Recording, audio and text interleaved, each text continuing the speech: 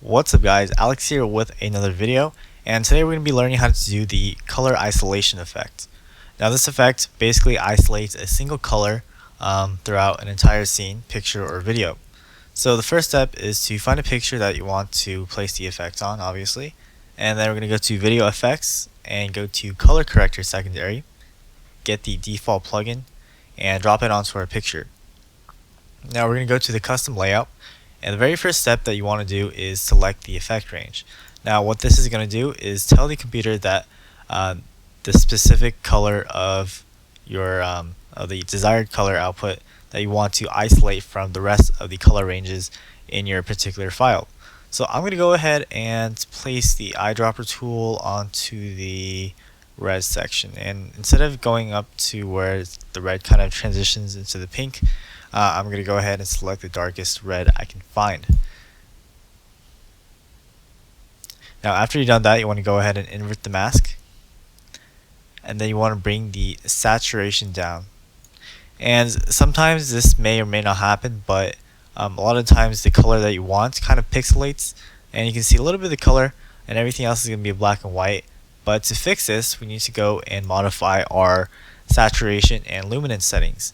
And what these two options do is, by changing the lows and highs, you're changing the lows and highs of that particular color. Now, as you may or may not know, every color is kind of similar in a way.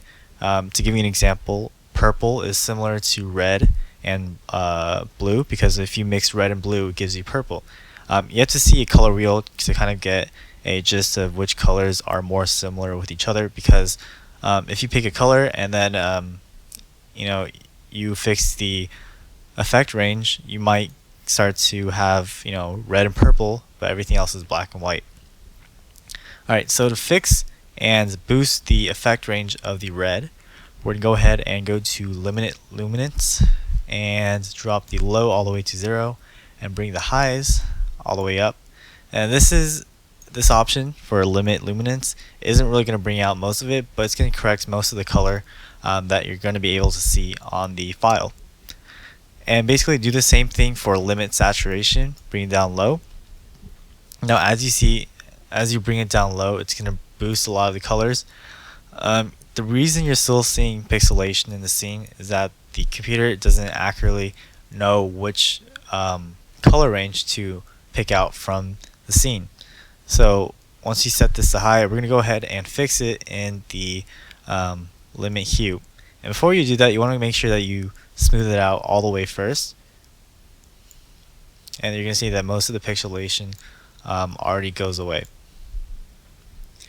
Now for limit hue, you want to make sure that you don't alter the width value too much, because if you do, you're basically going to end up from where you started with the entire colors in the picture. So by changing the width, you're going to kind of allow some of the other colors in the file to show up, like this little yellow here. But everything else that are completely opposite from the color I selected, which is red, they're still not going to appear in the picture. So if I increase the width, you're going to start to see some yellow, but you're not going to see any green yet, because green is kind of sort of on the opposite end of the spectrum on the color wheel from red. But if I continue to increase the value, you're going to see that green slowly starts to fade in, and we don't want that. So you typically want to have the width around say 0 to 135 at the max. I'm just going to set it at 90. And then set the smooth value all the way up. And there you go. That's how you do these color isolation effects. And of course you can also do this on the video, but a video is going to be more complicated, since as you're moving around a camera, you're going to have different ranges of color, and the shade of the color is going to change. So you kind of have to keyframe the different values of the limit saturation and limit luminance. So that's how you do this effect. I hope you guys liked the simple tutorial. If you have any more suggestions, post it down in the comments down below, and I will see you guys next time.